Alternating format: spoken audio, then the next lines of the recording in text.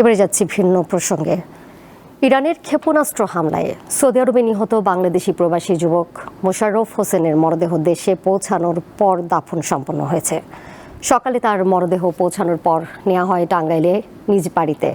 সেখানে জানাজা শেষে দাফন করা হয় তার মরদেহ। বিমানবন্দরে পররাষ্ট্র প্রতিমন্ত্রী জানান, মধ্যপ্রাচ্যে চাকুরিরত সকল বাংলাদেশিদের নিরাপত্তা সহ আটকে পড়াদের সব ধরনের সহায়তার ব্যবস্থা করেছে সরকার। প্রিয় জন্মভূমিতে ফিরল মোশাররফ হোসেনের মরদেহ। যে দুহাত কাজ করে পরিবারের মুখে হাসি ফোটাতো, সেই হাত আজ চিরতরে স্তব্ধ। সৌদি আরবে গত ৮ মার্চ ইরানের ক্ষেপণাস্ত্র হামলায় নিহত হন রেমিট্যান্স যোদ্ধা মোশাররফ হোসেন। তার গ্রামের বাড়ি টাঙ্গাইলের সখীপুরে। চাকুরি করতে ৮ বছর আগে তিনি সৌদিতে যান। দেশে তার বৃদ্ধ মা বাবা, স্ত্রী ও 2 সন্তান রয়েছে। এখন পিরিয়ড হোক রেগুলার বা হেভি, প্রয়োজন মতো কনফিডেন্স আছে রেডি। Play with confidence.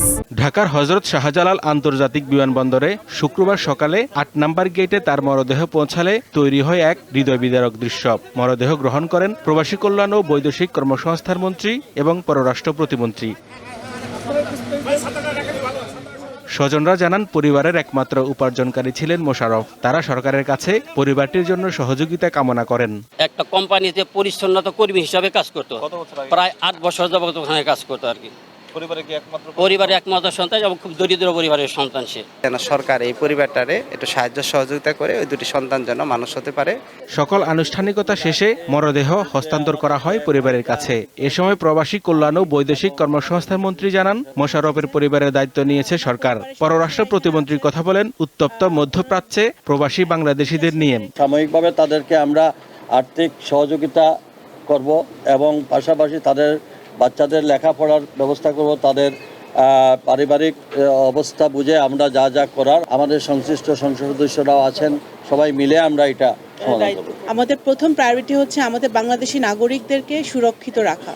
তো তাদের সুরক্ষার জন্য আমরা যা যা করণীয়, আমাদের মিশনগুলো স্ব দেশগুলোতে সক্রিয় আছে, আমাদের নাগরিকদের সাথে তাদের যোগাযোগ আছে। যারা যারা আসা সম্ভব, ফেরত আনা সম্ভব, তাদেরকে আমরা ফিরিয়ে নিয়ে আসবো এবং পরিস্থিতি অনুযায়ী আমরা সেটা করব। ইরানে চালানো যুক্তরাষ্ট্র ও ইসরায়েলের যৌথ আগ্রাসন শুরুর পর মধ্যপ্রাচ্যে এ পর্যন্ত নিহত হয়েছে অন্তত 5 বাংলাদেশি।